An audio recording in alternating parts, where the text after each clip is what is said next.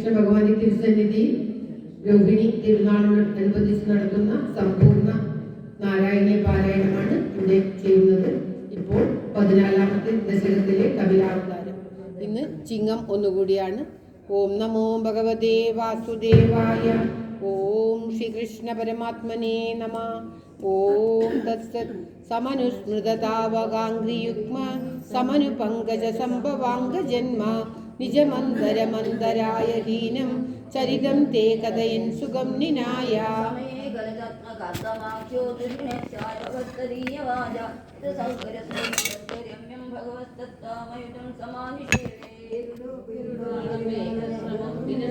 കേളി സരോജ പാണി പദ്മം അസിദോലസ്യാനനം വിഭോത്വം വപുരാവിഷ്കുരുഷേ സ്മ കർദ്ദമായ.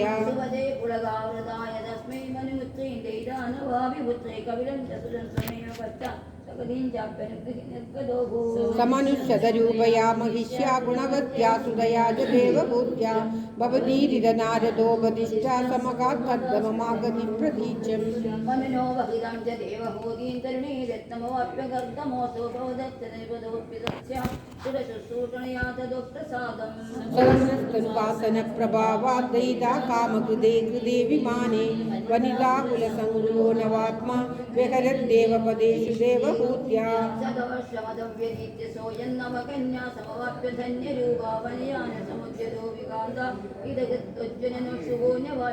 निजभर्तगिराभवन्निषेवा निरदाया मददेव देवभूत्यां कपिलस्त्वमजायदा जनानां प्रदयिष्यन् परमात्मतत्त्वविद्यां.